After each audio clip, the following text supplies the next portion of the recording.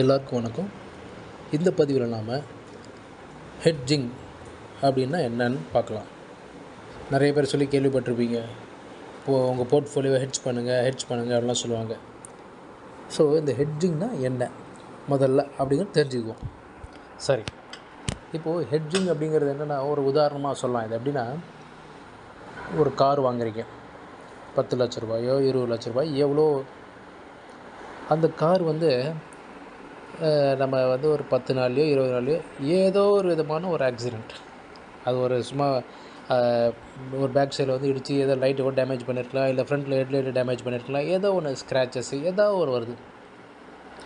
அப்போது நாம் என்ன பண்ணுறோம், எடுத்து போய் சர்வீஸ் சென்டரில் கொடுக்குறோம்.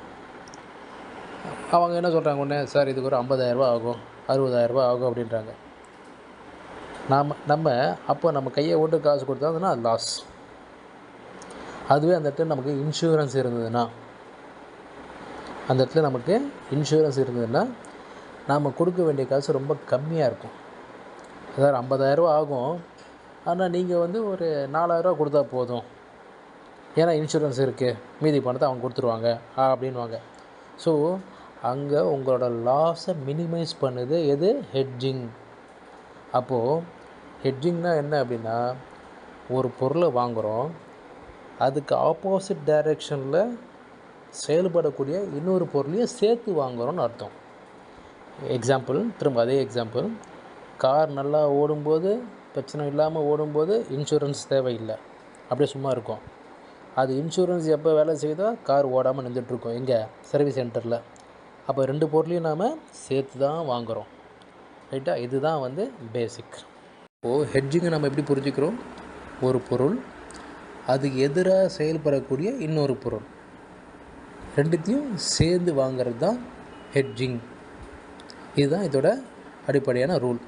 அப்போது ஒரு மார்க்கெட்டு மேலே போகும்போது நம்ம என்னென்ன பண்ணுவோம், ஒரு மார்க்கெட்டு ஒரு ஸ்டாக்குன்னு வச்சுக்கலாம். ஒரு ஸ்டாக்கு மேலே போகும்போது என்ன பண்ணுவோம், அந்த ஸ்டாக்கை பை பண்ணுவோம். நம்பர் 1. அந்த ஸ்டாக்கோட ஃபியூச்சர்ஸை பை பண்ணுவோம். நம்பர் 2. நம்பர் 3, அந்த ஸ்டாக்கோட கால் ஆப்ஷனை பை பண்ணுவோம். நம்பர் 4, அந்த ஸ்டாக்கோட புட் ஆப்ஷனை செல் பண்ணுவோம். இதெல்லாம் எப்போது அந்த பர்டிகுலர் ஸ்டாக்கு மேலே போகும் அப்படின்னு இருந்தால். இதுவே அந்த பர்டிகுலர் ஸ்டாக் கீழே வருன்ற மாதிரி இருந்ததுன்னா என்ன பண்ணலாம், அந்த ஸ்டாக்கை செல் பண்ணுவாங்க, அந்த ஸ்டாக்கோட ஃபியூச்சர்ஸை செல் பண்ணுவாங்க, அந்த ஸ்டாக்கோட புட் ஆப்ஷனை பை பண்ணலாம், அந்த ஸ்டாக்கோட கால் ஆப்ஷனை செல் பண்ணலாம். இதுதான் நம்ம பேசிக்காக பார்த்தது. சரி, இப்போ ஹெட்ஜிங் பண்ணும்போது எப்படி பண்ணணும், நாம் ஒரு சிம்பிள் கவர்டு ஸ்டாக், ஒரு ஸ்டாக்கை கவர் பண்ணுறோம், எப்படி பண்ணுறோம் அப்படிங்கிறத ஒரு எக்ஸாம்பிளோட பார்க்கலாம். இப்போது இந்த கவர்டு ஸ்டாக்கில் என்ன பண்ணுறோம் அப்படின்னா, ஒரு ஏபிசி அப்படின்ற ஒரு ஸ்டாக்கு, அதோட விலை 500 ரூபா.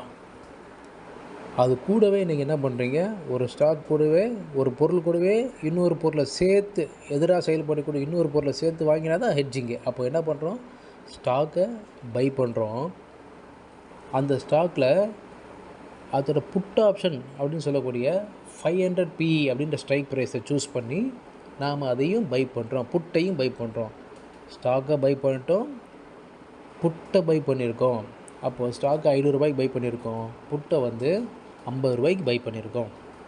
இப்போது இது க்ளோசிங் ப்ரைஸ், ஒரு மாத கடைசியில் ஒரு பார்க்குறோம் அப்படின்னு வச்சுங்க. எக்ஸாம்பிளுக்கு அந்த ஸ்டாக் க்ளோசிங் ப்ரைஸ் 550 ரூபாவில் மந்த் எண்டில் முடியுதுன்னு வச்சுக்கலாம். மந்த் எண்டில் 550 ரூபா முடிஞ்சதுன்னா நமக்கு அந்த ஸ்டாக்கில் 50 ரூபா லாபம். அதுவே புட்டை பை பண்ணதில் 50 ரூபா நஷ்டம். அப்போது இது ரெண்டுமே சேர்ந்தது தான் என்னத்தை தீர்மானிக்கும், லாபமாக நஷ்டமான. அதாவது அந்த ஸ்டாக்கு மேலே ஏறினா அந்த ஸ்டாக்கில் லாபம், அந்த ஸ்டாக்கு கீழே இறங்கிச்சுன்னா அந்த புட்டு பை பண்ணுறதுல லாபம். ஆனால் நம்மளோட லாப நஷ்ட கணக்கு எப்படி அப்படின்னா, ரெண்டுமே சேர்ந்தது தான் இங்கே லாப நஷ்டத்தை தீர்மானிக்கும். டோட்டலாக இது ஒரு பொருளாக ட்ரீட் பண்ணோம், ரெண்டுத்தையும் ஹெட்ஜிங்கோடு வாங்குகிறோம், ஆனால் அது ஒரு பொருளாக ட்ரீட் பண்ணும்போது மொத்தமாக என்ன நடக்குதோ அதுதான் நமக்கு லாபமோ நஷ்டமோ. சரி, அப்போது 550 ரூபான்னு போகும்போது ஸ்டாக்கில் 50 ரூபா லாபம், புட்டில் 50 ரூபா நஷ்டம். அப்போ ஓவராலாக 0. சரி, ஸ்டாக்கு மேலே போகுது, 600 போயிடுச்சு. அப்போ புட்டில் அதே 50 தான் நஷ்டம். ஆனால் நமக்கு வந்து லாபம் அங்கே 50. திரும்ப ஸ்டாக்கு 700 போகும்போது 150 ஓவராலாக லாபம், 800 போகும்போது 250 ஓவராலாக லாபம் நமக்கு. இதுவே அந்த ஸ்டாக்கு 450 போகுது, நம்ம 500 வாங்கியிருக்கோம், 450 போகுது. அப்போ நான் ஸ்டாக்கில் 50 நஷ்டம், ஆனால் அந்த புட்டில் 50 இருக்குது. அந்த புட்டில் 50 நமக்கு லாபமாக இருக்குது. அப்போ என்ன ஆகும், ஓவராலாக பார்க்கும்போது லாபமும் கிடையாது, நஷ்டமும் கிடையாது. இதுவே அந்த ஸ்டாக் வந்து 400 போயிடுச்சு, ஆனால் அந்த புட்டில் நமக்கு 100 லாபம். அப்பயும் என்ன ஆச்சு, பேலன்ஸ் பண்ணிடுச்சு. அதே மாதிரி 300 வரைக்கும் இல்லை, இது எங்கே போனாலும் சரி அது வந்து பேலன்ஸ் பண்ணிட்டோம். இதுவே அந்த ஸ்டாக்கு எங்கேயுமே போகாமல் 500 க்ளோஸ் ஆகிருக்கு.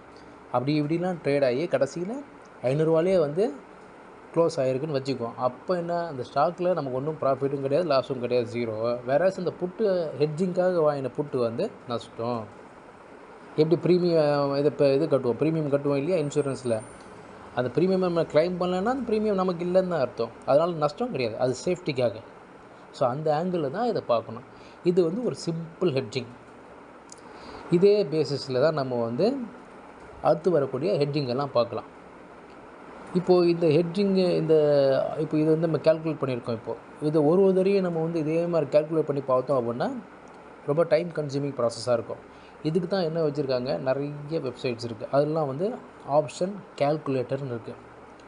நீங்கள் ஒரு காலை பை பண்ணுறீங்க, புட்டை பை பண்ணுறீங்க அப்படின்னா அது எப்படி ரெண்டுத்துலேயும் வந்து அந்த ஆப்ஷன்ஸில் உங்களுக்கு எவ்வளோ ப்ராஃபிட் எவ்வளோ லாஸ்ன்றதை அந்த ஆப்ஷன் கேல்குலேட்டர் க்ளீனாக காட்டும். அது எப்படி அப்படிங்கிறத தொடர்ந்து வரக்கூடிய பதிவில் நம்ம பார்ப்போம். நன்றி, வணக்கம்.